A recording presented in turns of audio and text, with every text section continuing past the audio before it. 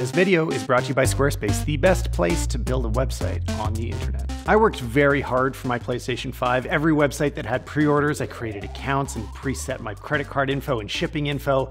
And finally, I got lucky on release day, and I did get one. And from what I've heard, there are no more.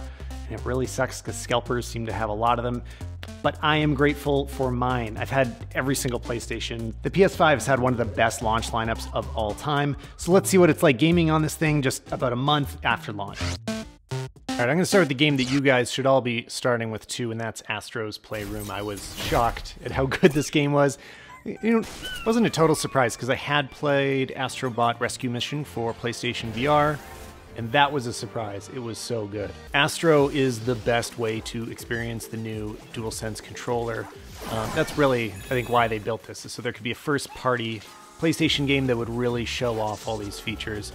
I found that, you know, my first few minutes of playing this game blew me away at what this feels like, but I wasn't surprised that within like a few hours, I'd kind of forgotten about it, which is good. Like, it's like going to a 3D movie. When, you know, I first saw Avatar, I spent a few minutes being totally blown away. But then gradually you get lost in the movie and you forget about the effects. That's what these kind of things should be. Like, they should let you get lost in the game. It should be about immersion, not about drawing attention to itself. But I also want to go back and just show you guys the PlayStation Labo. Like, maybe it's a little bit of a spoiler to see it complete, but basically you get to collect all of the different old PS hardware, and it's rendered like perfectly. And this whole game, it's just like a love letter to PlayStation culture in general. Astros Playroom is probably going to be the first game I ever platinum because it's short and it's super fun, and it's packed free into every PS5. It's just a few hours long, so make sure you don't miss it. When you first try the DualSense controller, it's super impressive. It actually reminds me of how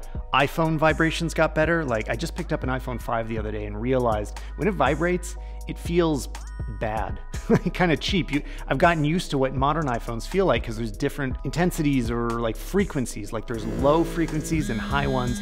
The DualSense has that as well, and so you can feel the different surfaces that you're walking on. It's really well done, especially in Astro's Playroom. The triggers have that resistance as you press them, so if your gun jams, then you can feel it. Next up, well, okay, not Cyberpunk, still at 40%. I'm downloading it currently. I was not going to get this until the PS5 version came out. I didn't even realize it was delayed till next year until, you know, release day. But if you buy the PS4 version, you get a free upgrade, so I decided to go for it. Anyway, we'll come back to that later. Wow, so much happened since recording this gameplay. Cyberpunk has been pulled from the PlayStation Store and you can get a refund. I'm not gonna do that because it's working fine on the PS5, but if you got it for a base model PS4 and it's really struggling, you can get a refund. I think of all the games I'm going through today, there are two must-plays on here, and the first is Spider-Man Miles Morales. Miles Morales is shorter than the original Spider-Man, but it for sure is still like a main Spider-Man game. It's not a, you know, half sequel. People have called it like Spider-Man 1.5, but it's just so good. I actually really like the length of this. I wish more games were kind of this length that I have time to beat, which I know is not a popular opinion amongst younger people. When I was a kid, I wanted like all the money I could get out of every game, right? Like, I spent 80 bucks on this thing. I want to completely immerse myself in it. I don't have time for that anymore.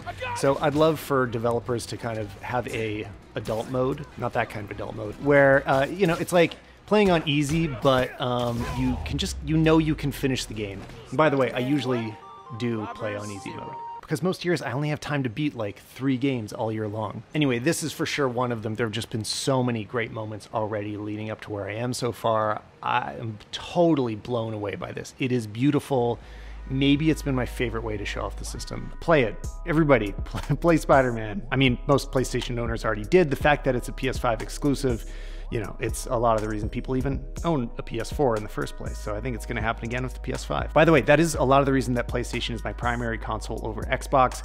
I'd love to get an Xbox too. Xbox Game Pass looks great, but, you know, for me, it's the exclusives: Uncharted, God of War, Final Fantasy VII Remake, Spider-Man, Astrobot. The PS5 exclusives that come out are some of the best games that come out every year. So that's what would be hard for me to miss if I was on Xbox. Great, well, I have some time to jump into Bug Snacks in between. So this is the first time I played it. When I first saw the trailer to Bug Snacks, like, it looks hilarious, and I've heard it's pretty good. I've heard there's also sort of some like emotional resonance, which you would not expect just looking at this game. Oh, this one's lively. Oh, And it's tasty, too. Alright, this is like the weirdest game. Okay, so I'm like just starting it. I don't know what happens yet. But if you watch the trailer, it's crazy. Everything you eat turns into your body, and it's like, it seems really creepy and hilarious. Alright, new snack.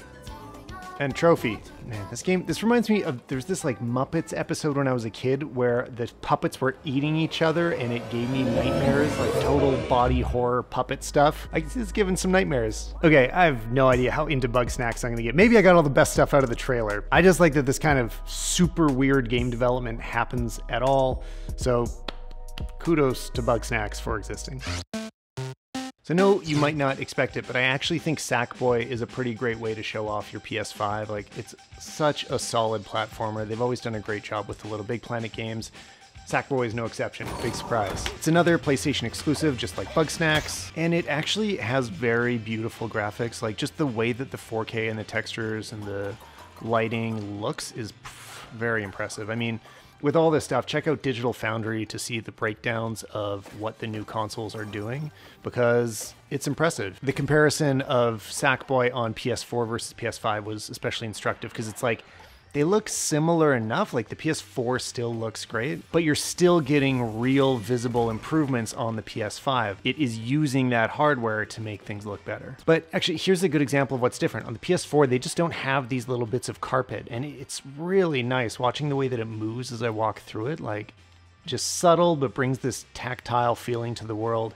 And the PS4 just isn't able to do that, so it's one of the console advantages you're getting with next gen. Should you buy Sackboy? I mean, having it now, I feel like it's kind of expensive for a relatively simple platformer, which, I don't know, I guess just depends how much you like them. If you got kids, definitely get Sackboy. It would be great for them. I think I'm going to end up getting distracted by some of the more mature games that are more targeted at my demographic. But just from past experience, I know that platformers like this are something I come back to over and over and just kind of keep hacking away, getting a few more accomplishments, a few more trophies here and there in between other games. But there's details that are just so nice, like the way this metal reflects in here, and you can see the ray tracing where like I'm reflected directly in that metal as I jump around. Can you see that? There's also some kind of crazy artifacting going on in my hair in this like costume that I just put on.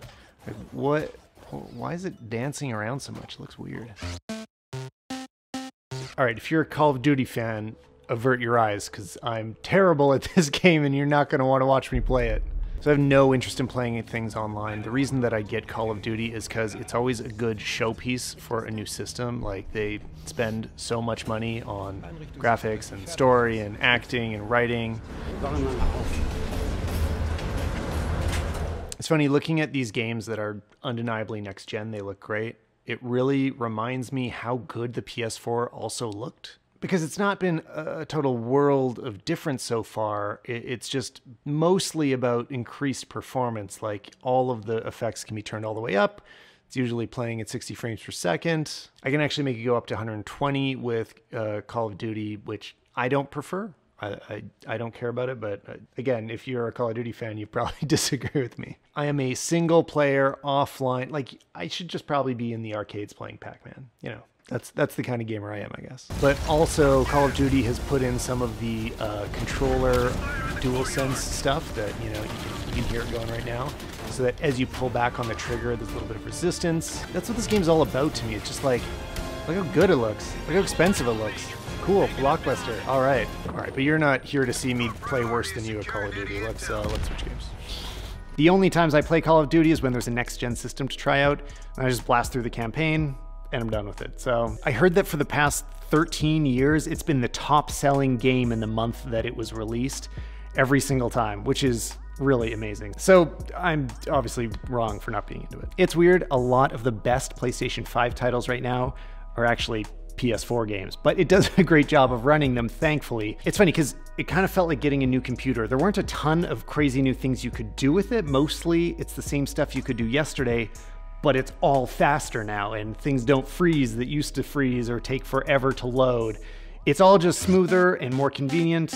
So here, I'm going to jump into Tony Hawk's Pro Skater 1+2, which was one of my two favorite games in the last year. This and Final Fantasy Remake. I absolutely love both of them. It really does start to change the game when you can see how quickly you can jump in and out of levels. Like, this is a relatively slow game, so every time you want to switch to a new level, you kind of have to wait. that wait time has dropped down by like, you know, 2/3. It's like hundreds of % faster to get started, so. Oh, that would have been good. So I actually found out I've been playing Tony Hawk wrong all along. I've always used the D-pad to do my rotations, so like, you know, if you do a trick, you can just hold down left and right, and then you keep spinning as you've modified the trick. What I was told by watching pros do it is you should really be using the triggers for your spin, because then you start spinning much sooner. And means I've had to like relearn how to play this game. It's hard to change your habits. I'm just so glad this remake happened. I can play Tony Hawk all day long. And it's one of those games you can just like drop in and out of. You don't have to really commit to too long to have fun playing it for a little while. All right, but here's the nice thing. So as you want to go around and change levels, it only takes a few seconds to actually jump into the next one. It's a huge quality of life improvement for these kind of low commitment games that you just want to play for a few minutes at a time, because I don't have to sit there and wait 5 minutes for the game to start up or to switch to the level I was hoping to play tonight. I can just jump right in, which is really nice. But you also can't expect miracles. So if we switch over to Ghost of Tsushima, I just picked this up. I hope I have time to play because it looks amazing, but it still takes time to get into this game for it to actually launch and stuff. PS5 is much, much better, but here's the thing. I really wish you could just skip these intro screens. Like, it's much faster at loading them. Why do I still need to watch these full animations? I can like hammer these buttons all day long, and even though I think it's loading it faster, I still need to wait for a lot of stuff to happen before I can actually play. So far, so good. All right, we're in. Okay, a little update since that last one. I figured out how to launch games quicker. So right now I'm playing Sackboy. If I press and hold the PlayStation button, I get the menu of all my other games. And let's say I want to jump straight into Astros Playroom. I can go down here to the goals and go to resume. And this is going to skip me right past the launch screens and the title screens. It's still not instant, but it is a much faster way to get into the game. This video is brought to you by Squarespace, the best place to build a website on the internet. Whatever it is you want to do, like open up a store or create a portfolio, or how about you want to be a Twitch streamer? You should have your own personal website that you completely control. Social media might make you famous, but you do not have the control you think you do over those platforms. On Squarespace, you can completely customize your whole website to your heart's content, and you know that it's always going to be online. They host it, they help you with design, SEO, analytics, everything that you need. So go to squarespace.com and you can start designing your website in just a few minutes. Once you're ready to launch, go to squarespace.com/Tyler Stalman, and using offer code Tyler Stalman, you're going to get 10% off your first website or domain. So thanks again to Squarespace for sponsoring this video. Cyberpunk, I'm not as hyped as everybody else is. I mean, I know it's going to be a good game. I've been following it along, but you know what? Hype is overrated. So as long as the gameplay is good and it looks as beautiful as I already know that it does, I'll be happy. Oh, and especially if they fix all the crazy bugs that have been going on the last gen consoles. So I'm starting right at the beginning here. I'm gonna play this on easy.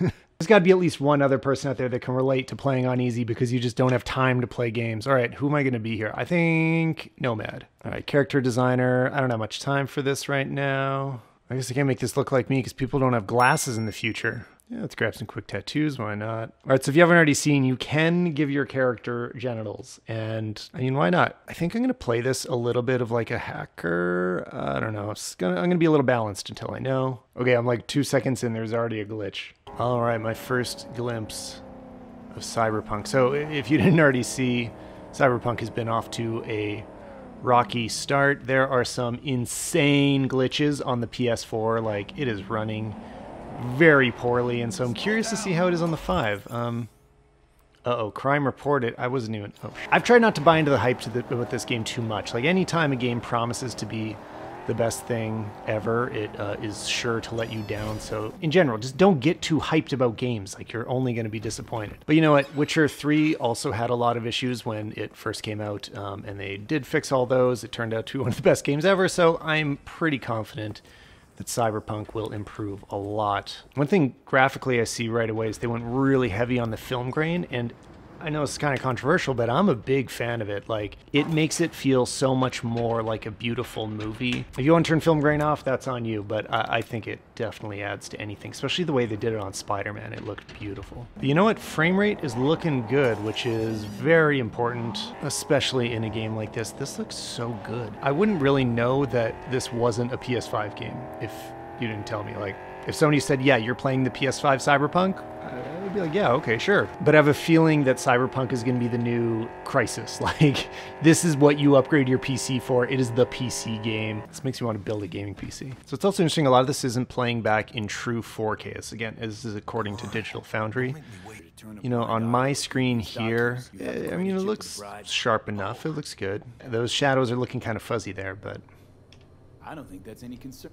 so much of what makes this look good is the art direction. I kept thinking this while I was playing Final Fantasy VII Remake, is that it doesn't matter if you have great technical graphics if the art is boring, and this is not boring. Like, a lot of why it looks great is the lighting. Like, it's general cinematography stuff. The developers, CD Projekt Red, know that ray tracing is going to be a big thing next gen, so they create a world called Night City that has all these neon lights and is going to show it off. You know, I don't know about this chromatic aberration though, it might be a little much for me. It's also lighting decisions. Like, look, okay, all of a sudden we're in this little garage, and there's like 5 different light colors. The interior light is this really warm tungsten. We've got the red light from the brake lights, and we've got these, you know, I don't know, LED or really cool kind of cyan lights mixed in here. That's why this looks awesome. I mean, these are just creative decisions. It's not technical all the time. So much of why this looks good is great art, great cinematography. So I just heard the fan kick on the PlayStation. It actually doesn't run too often. A huge relief is that it's way quieter than the PS4. My PS4 sounded like a jet engine all the time, like it was about to break. All right, how about a little bit of stealth action here? I'm very curious to see how much your consequences really end up mattering in this game. Like, can I just kind of do whatever I want, or are my decisions actually going to come back around and haunt me later? So I did see some PS4 footage of this same sequence where it basically couldn't handle it. So I'm glad to see it's running smooth. I mean, there are really no frame rate hiccups. Like, this is going just fine on the PS5. Well, that is a very pretty looking city. You know what? No matter what happens with all the bugs in the beginning of this game, it is still going to be very influential. Like, this is going to set some expectations. One big difference between consoles seems to be the population density. Like, how many NPCs are there in an area? Looks like Xbox has more than PlayStation for some reason, but that's okay. I mean, this still looks pretty nice. At least it's not PS4.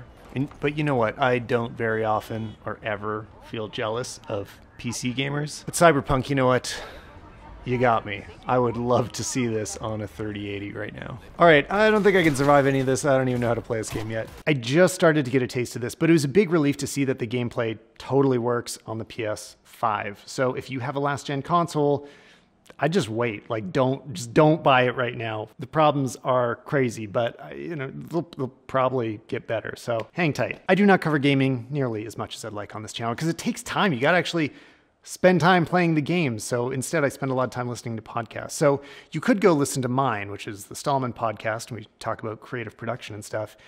But here's a better idea. Go listen to Kind of Funny Games. They are my absolute favorite game network, and I've spent so many hours listening to them over the last few months when I wish I could have been playing more games than I had time to. So anyway, I hope all this was fun or helpful or whatever for you guys, and I'll see you in the next video.